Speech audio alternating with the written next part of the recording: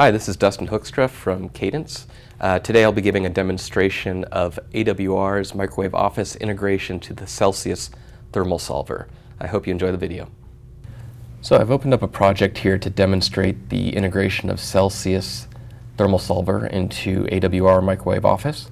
So we're starting with a relatively simple FET design here. This is a mimic process, just a four device amplifier.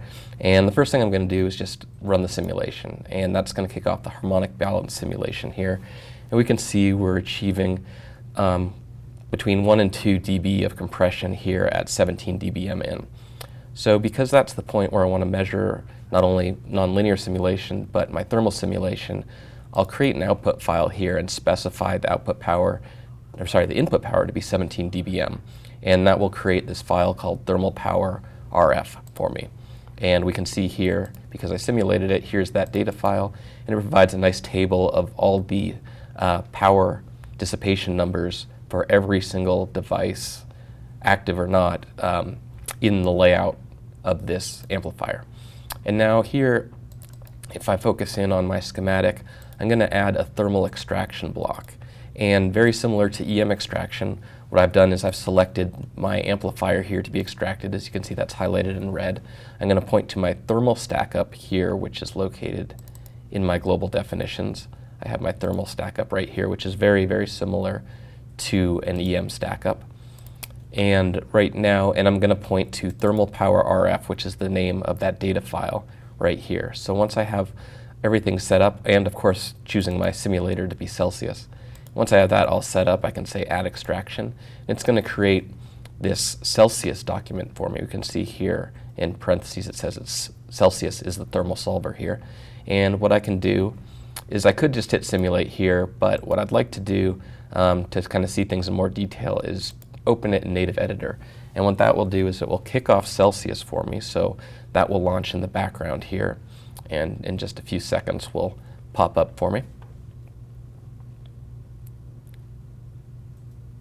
And at this point you might be prompted with the license dialog. I've already pre-selected my features, so that doesn't show up for me.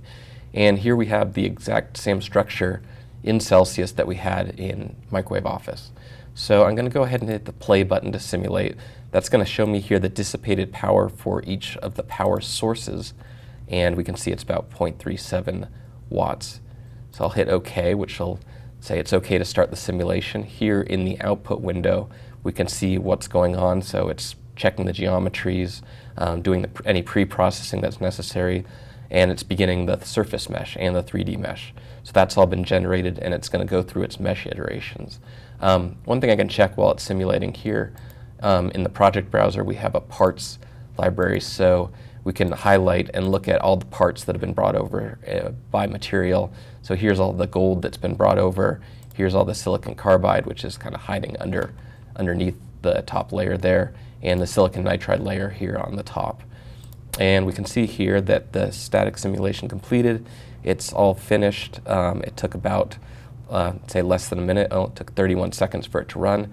And so at this point, I can go to my results and look at my field plot. And by default, everything's blank. We'll just check our structure box, zoom in here to see what our temperature profile looks like. The legend here will tell us what the colors mean.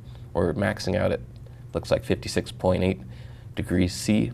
If we want to, we can turn off the silicon nitride layer to kind of get a better view of what's going on at the fingers. We can even turn off the silicon carbide layer if we'd like to.